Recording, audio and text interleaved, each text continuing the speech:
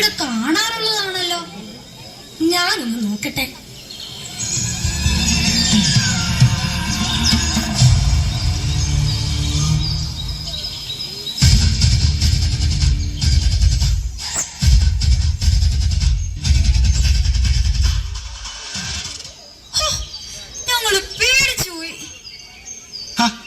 പേടിക്കാൻ എന്താ? എന്നെ ഇന്നേവരെ കണ്ടിട്ടില്ലേ? ഉണ്ട്, അതുകൊണ്ടാണല്ലോ വീണ്ടും വന്നത്. എന്തിനാ ചിരിക്കണത്? എന്റെ പക്കൽ ഈ കഥകളൊന്നും ഇല്ലായിരുന്നേ. ഞാനിവിടെ പട്ടിണി കിടന്ന് മരിച്ചു പോകുമായിരുന്നല്ലോ എന്നോർത്ത് ചിരിച്ചതാ. അത് നേരാ. അതൊക്കെ പോട്ടെ, നാട്ടിൽ എന്തുണ്ട് വിശേഷം? നാട്ടിലെ വിശേഷമൊക്കെ കണക്കാ. എന്നും പ്രശ്നങ്ങളാ. എന്ത് പ്രശ്നം? കളവ്, അക്രമം, കൊല, അങ്ങനെ സകലമായ പ്രശ്നങ്ങളും ഉണ്ട്. വർഷങ്ങൾക്ക് മുമ്പ് ഞാൻ ഇവിടെ നിന്ന് ചിരിക്കുന്നതും തനിയെ സംസാരിക്കുന്നതുമായിരുന്നു ഏറ്റവും വലിയ പ്രശ്നം. ഞങ്ങൾക്ക് ഇരുട്ട് മുമ്പ് തിരിച്ചു പോണം. ഒരു കഥ പറഞ്ഞതാ ഭ്രാന്ത. ഭ്രാന്ത് അങ്ങനെയൊന്നില്ല പെണ്ണെ. ഞാൻ പറയുന്നത് എന്തെന്ന് നിനക്കോ നീ പറയുന്നത് എന്തെന്ന് എനിക്കോ മനസ്സിലാവാത്തത് എങ്ങനെ ഭ്രാന്താകും? ഇനി ഞാൻ പറയുന്നതൊക്കെയാണ് ശരിയെങ്കിൽ ഭ്രാന്ത് എനിക്കോ നിനക്കോ? അതൊന്നും ഞങ്ങൾക്കറിയണ്ട. എന്റെ പൊന്നു ഭ്രാന്ത, ഞങ്ങൾക്കൊരു കഥ പറഞ്ഞു തന്നെ. അതവിടെ നിൽക്കട്ടെ. എന്താ ഇരുട്ട് മുമ്പ്? ഇരുട്ടിയാ പ്രേതം പിടിക്കുവോ? ഏയ്, പ്രേതമല്ല, മനുഷ്യൻ പിടിക്കും. തക്കം പാർത്തിരിക്കുക ഓരോരുത്തര്. ശരിക്കും പറഞ്ഞ പേടിയാ. അത് ശരിയാ. ചത്തവരെ പേടിക്കണ്ട, ജീവിച്ചിരിക്കുന്നവരെ പേടിച്ചാൽ മതി. അപ്പോ പേടിയാണ് പ്രശ്നം. എന്നാ ഇന്നത്തെ കഥ ഒരു ധൈര്യശാലിയുടേതായാലോ? എന്തായാലും നല്ല കഥയായാ മതി. ശരി, ഞാനൊരു സ്ത്രീയുടെ കഥ പറയാം. പഴകും തോറും വീര്യം കൂടുന്ന കഥ. പാഞ്ചാല ദേശത്തെ പ്രിയ രാജകുമാരിയുടെ കഥ. 8 ദിക്കും പൊട്ടുമാറ് യുദ്ധം നടക്കാൻ കാരണമായുള്ള കഥ. പാഞ്ചാലിയുടെ കഥ.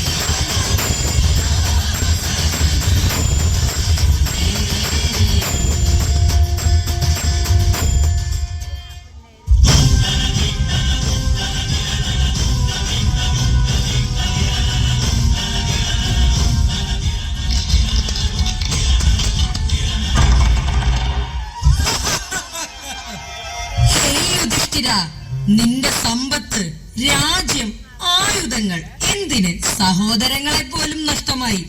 ഇനി എന്തുണ്ട് നിന്റെ പക്കൽ? ഇനി ഞങ്ങളുടെ പക്കൽ ഒന്നും തന്നെ ഇല്ല. പ്രിയ ധർമ്മപുത്ര, നിങ്ങൾക്ക് തെറ്റ് പറ്റി. ഏറ്റവും മൂല്യമേറിയത് ഇപ്പോഴും നിങ്ങളുടെ പക്കൽ തന്നെ ഉണ്ടേ. ആ ധിക്കാരിയായ പാഞ്ചാലിയെ ചോദിക്കൂ പുത്ര.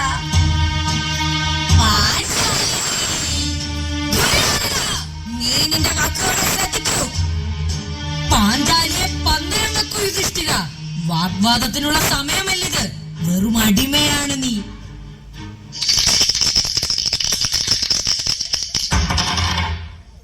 ഇനി നിങ്ങളുടെ ഊഴം.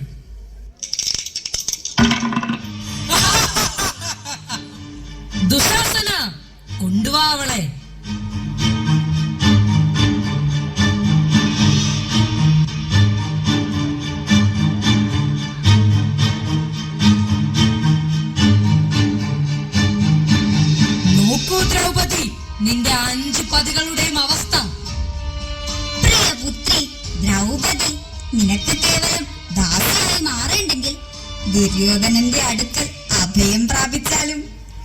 വരൂ ദാസി, ആസനസ്ഥയായാലും.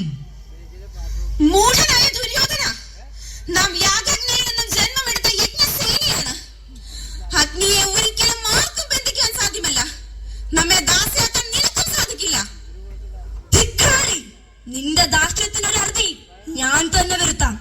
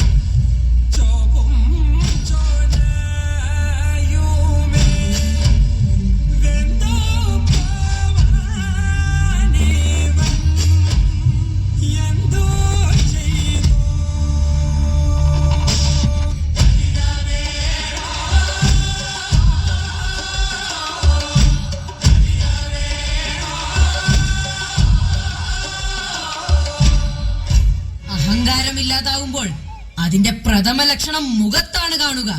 ദുശാസന, ഈ അഹങ്കാരിയായ സ്ത്രീയുടെ മുഖമൊന്നുയർത്തി കാണിക്ക്.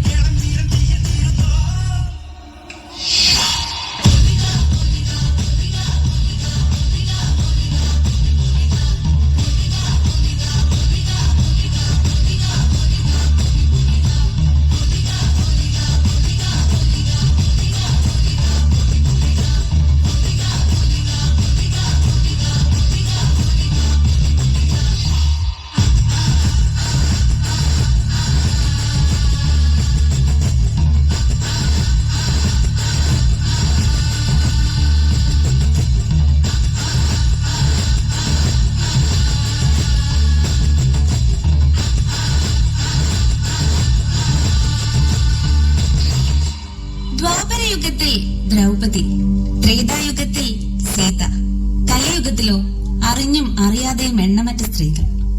യുഗങ്ങൾ അവസാനിക്കും വരെയും ഈ ചൂഷണം തുടരും. രക്ഷിക്കാനായി ആരും തന്നെ വന്നെന്ന് വരില്ല. അതുകൊണ്ടാവാം ദ്രൗപദിയുടെ കഥയെ ആവിഷ്കാര സ്വാതന്ത്ര്യം എന്നോണം ആ ഭ്രാന്തൻ അല്ല, ആ മനുഷ്യൻ മാറ്റി പറഞ്ഞതും. കേട്ടിട്ടില്ലേ, നിനക്ക് നീ തന്നെ തുണ.